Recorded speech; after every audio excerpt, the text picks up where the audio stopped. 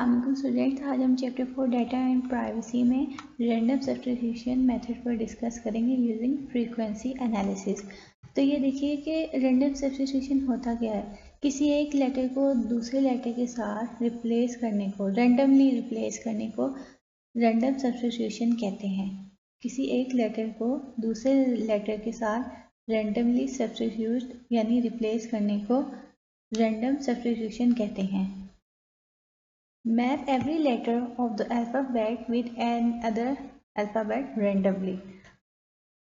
अब आप क्या करेंगे कि A to Z, A से लेकर Z तक जितने भी अल्फ़ाबेट्स हैं इनमें से कोई भी अल्फ़ाबेट चूज़ करके आप प्लेन टेक्स्ट के साथ रिप्लेस कर देंगे। जैसे यहाँ पर अब A है, A की जगह अब हमने इन अल्फ़ाबेट से चूज़ करके J लिखा है, B की जगह Z लिखा है, C की जगह Q लिखा है।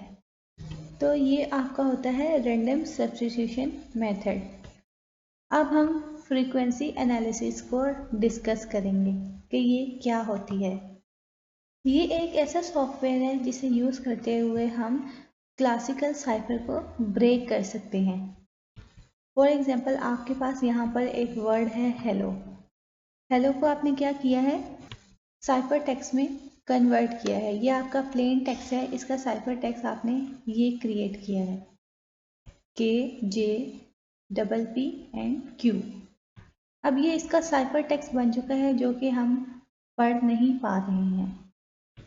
अब इसके ऊपर हम फ्रीक्वेंसी एनालिसिस अप्लाई करते हैं।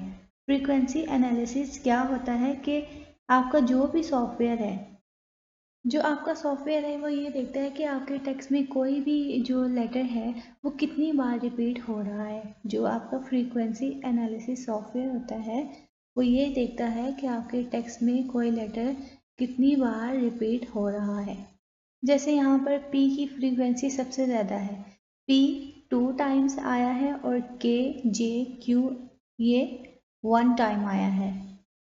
इसी तरह जब आपका कोई लेटर रिपीट हो जाता है तो आपका जो सॉफ्टवेयर होता है वो ये गेस कर लेता है कि इसकी जगह किस लेटर को रिप्लेस करना है।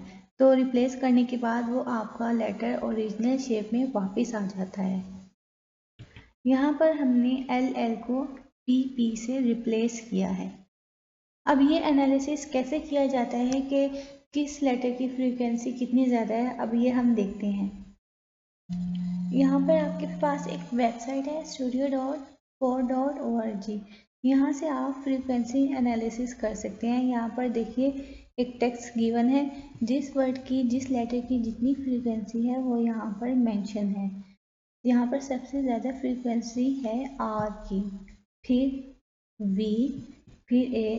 तो ये तो आपका था प्री डिफाइंड टेक्स्ट। अब आप अपना भी यहाँ पर कोई टेक्स्ट लिख सकते हैं। हम लिखते हैं पाकिस्तान,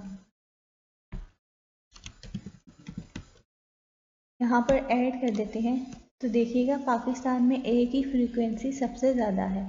तो यहाँ पर देख सकते हैं आप A की फ्रीक्वेंसी 25% है और बाकी सब लेटर एक बार आए हैं तो इसलिए इनकी फ्रीक्वेंसी सेम है 10%। ओके।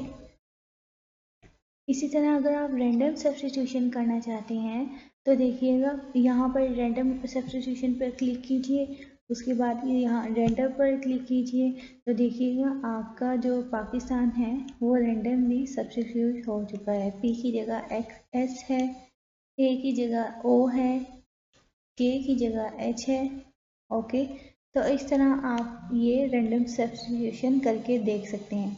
अब आपने इसको प्रैक्टिकली परफॉर्म करना है। जैसे ही आप परफॉर्म करते जाएंगे आपको बेटर समझ आती जाएगी। तो ये था स्टूडेंट्स आज का हमारा टॉपिक। नेक्स्ट लेक्चर में हम weakness and security flaws of substitution cipher और encryption with keys and password इनको स्टडी करेंगे। Thank you. अल्लाह हाफिज़।